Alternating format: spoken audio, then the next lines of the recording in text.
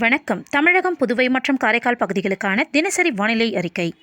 இன்று தமிழகத்தில் ஒரு சில இடங்களில் மழை பெய்துள்ளது. புதுவையில் மிக லேசான மழை பதிவாகியுள்ளது. காரைக்கால் பகுதிகளில் வறண்ட வானிலை நிலவியது. அதிகபட்சமாக நீலகிரி மாவட்டம் தேவாலாவில் 13 சென்டிமீட்டர் மழை பதிவாகியுள்ளது.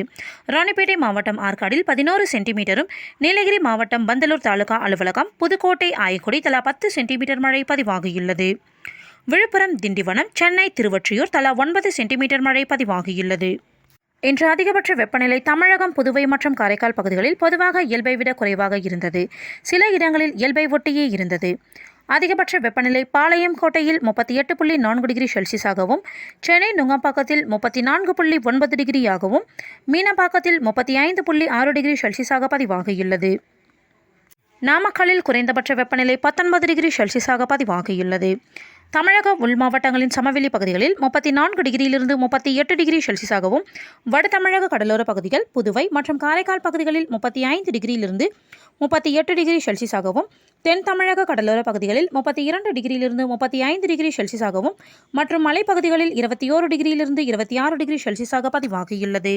தென்னிந்திய பகுதிகளின் மேல் ஒரு வளிமண்டல மேலடுக்கு சுழற்சி நிலவுவதால் இன்று தமிழகத்தில் ஓரிரு இடங்களிலும், புதுவை மற்றும் காரைக்கால் பகுதிகளிலும் இடி மற்றும் மின்னலுடன் கூடிய லேசானது முதல் மிதமான மழை பெய்யக்கூடும்.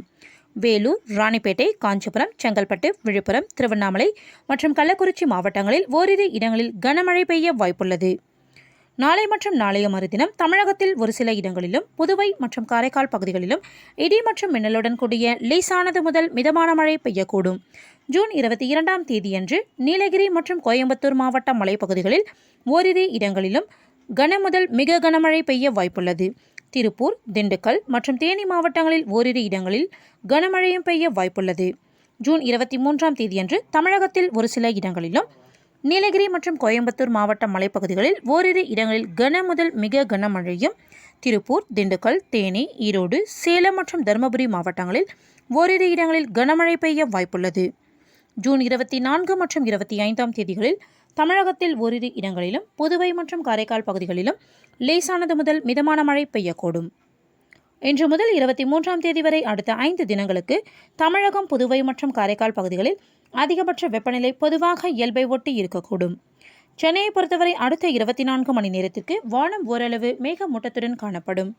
நகரின் ஒரு சில பகுதிகளில் மாலை அல்லது இரவு வேளையில் இடி மற்றும் மின்னலுடன் கூடிய லேசானது முதல் மிதமான மழை பெய்ய வாய்ப்புள்ளது.